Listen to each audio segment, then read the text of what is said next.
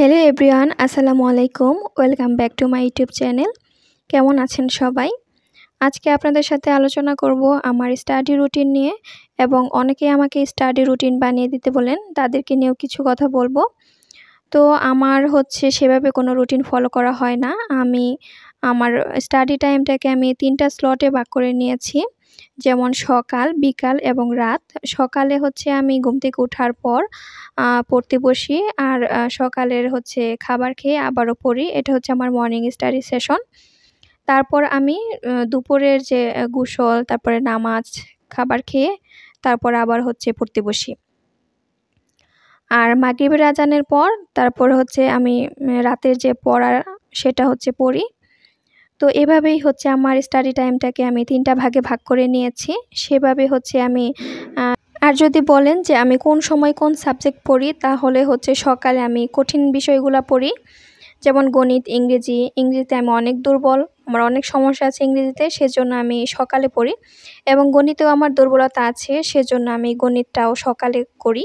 আর সাধারণ জ্ঞান এবং বাংলা, এই বিষয়টা আমার কোনো বাঁধা ধরা টাইম নেই। আমার যখন মন চায় তখনই আমি পড়ি বাকি সময়টুকুতে। আমি প্রতিদিন পড়াশোনা বাদেও ৬ থেকে ৭ ঘন্টা ঘুমানোর চেষ্টা করি। আর আপনাদেরকে যদি আমি বলি রুটিন কিভাবে বানাবেন, তাহলে প্রতিদিন অন্তত ৮ থেকে ১০ ঘন্টা পড়ার চেষ্টা করবেন, আর ৬ থেকে ৭ ঘন্টা ঘুম আসবেন। এভাবেই রুটিনটাকে নিজের সুবিধা মতো, ইচ্ছা অনুযায়ী সাজিয়ে নেবেন। যখন আপনার পড়তে ভালো লাগে তখনই পড়বেন। আর যারা এইচএসসি পরীক্ষার্থী, তোমাদের কম সময় আছে, এখন ওই হিসেবে রুটিন না বানিয়ে তোমরা যতটুকু পারো পড়াশোনায় মনোযোগ দাও, তাহলে তোমাদের জন্য অনেক ভালো হবে।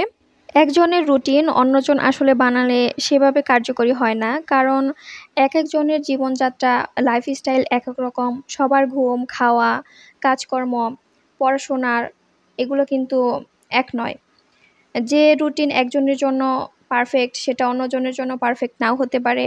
যেমন একজন বাসায় হেল্প করে কাজে, আবার একজন তার কোনো হেল্পই করতে হয় না, সে তুলনামূলকভাবে পড়াশোনায় বেশি টাইম দিতে পারবে, বা যে কাজ করে সে সেভাবে টাইম দিতে পারবে না। এগুলো পার্সন টু পার্সন ভ্যারি করে, এবং পড়াশোনার ধরন আলাদা হয় অনেকের। কেউ সকালে পড়তে ভালোবাসে, বা কেউ রাতে পড়তে পছন্দ করে। কেউ একটানা বেশি সময় পড়তে পারে, আবার অনেকেই পারে না। আরেকটা জিনিস একজনে দিনে ১০ ঘন্টা পড়াশোনার করবে, সেই মাইন্ড নিয়ে সে রুটিন বানালো, কিন্তু অন্যজন সেটা যদি ফলো করতে যায় হুট করেই, তাহলে কিন্তু তার কাছে সেটা প্রেশার মনে হবে। তো এরকম প্রেশারে পড়ে সে হতাশ হয়ে যাবে, তার পড়াশোনার যে মন মানসিকতা সেটাই নষ্ট হয়ে যাবে।